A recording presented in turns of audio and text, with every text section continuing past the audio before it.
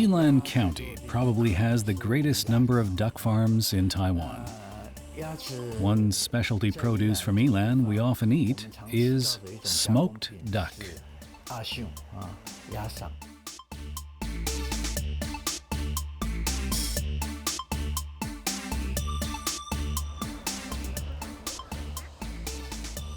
Back in the days when people didn't have much to offer, smoked ducks were given as gifts.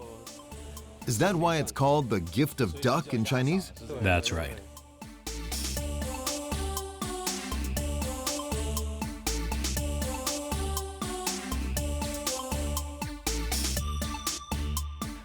The universal appeal of duck meat in Taiwan is reflected in the wide variety of its preparation.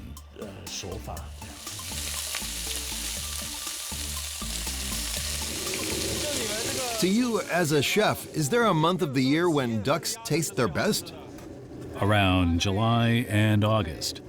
Ducks from July and August will taste best because it's close to the time they're about to lay eggs.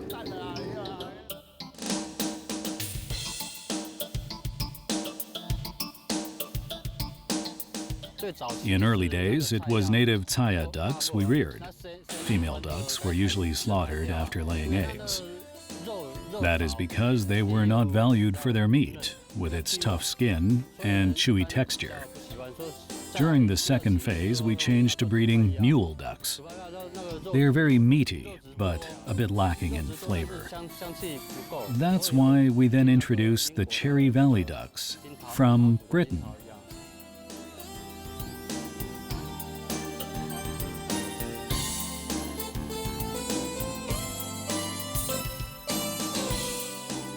We put salt into the cavity, rub it all over, then wrap it up.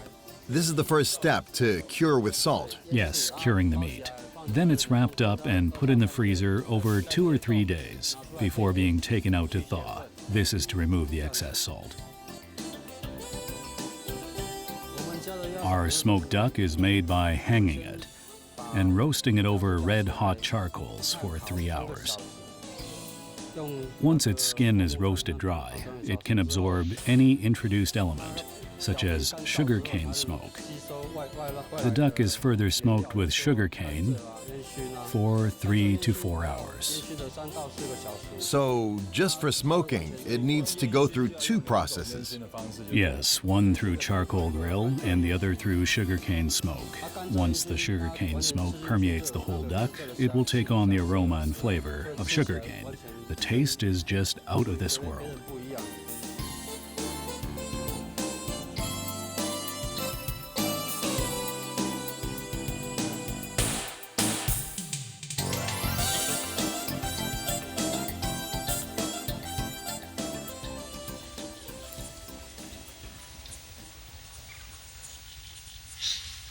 In spring, during the wake of all activities, it's time to thin out the fruit.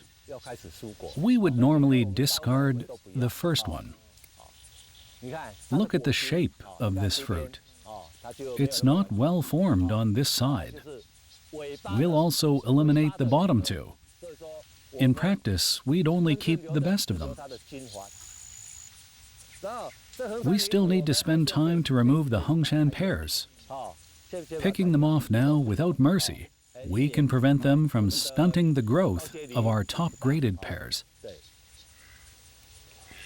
You mean this rootstock tree will go on producing Hengshan pears, yet none of them will be kept?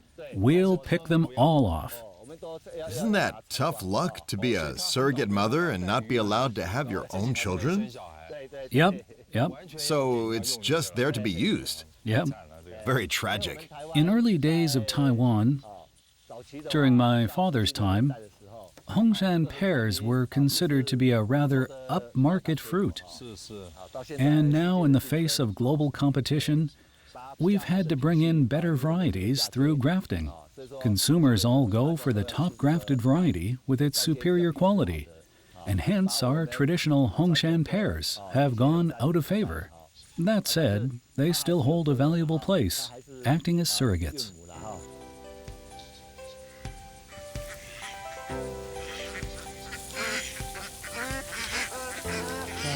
It occurs to me that in the old days, our farmers in Taiwan had such great wisdom. They kept flocks of ducks and would herd them into the rice paddies. We all know that for the rice paddies to yield crops, pesticides will need to be sprayed. If not, there won't be much left for harvest. And why? Because once the rice paddies are irrigated with water, they will be infested with rice leaf beetles and apple snails. You'll never be rid of them. It just so happens that ducks enjoy eating them both. After herding them into the rice paddies, ducks are technically farming alongside the farmers. They'll eat up all the rice leaf beetles and apple snails. But their contribution doesn't stop there. Their droppings also turn into organic fertilizer. So, rice produced from these paddies are known as duck grain rice.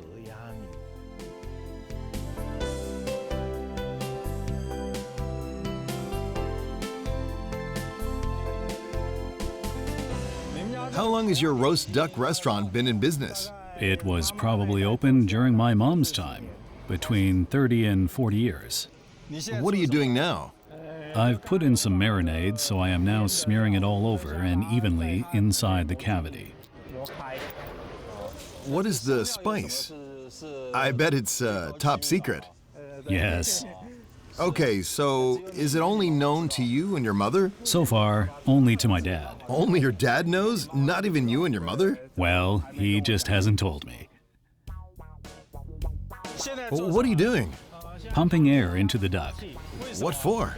to separate the skin from the flesh. This way the skin can turn crispy after roasting, as the skin is no longer stuck to the meat. How miserable for the duck. In the past, people would blow air with their mouth.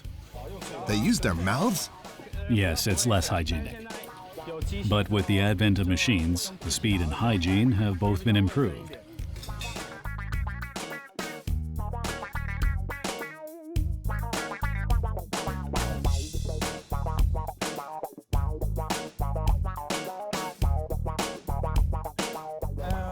Now we blanch the skin of duck with hot water. This cleans the surface of the skin and opens up its pores. It will allow for the malt syrup to be absorbed more easily.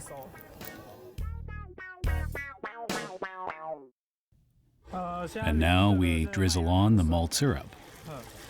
This is what will make the duck skin extra golden and crispy.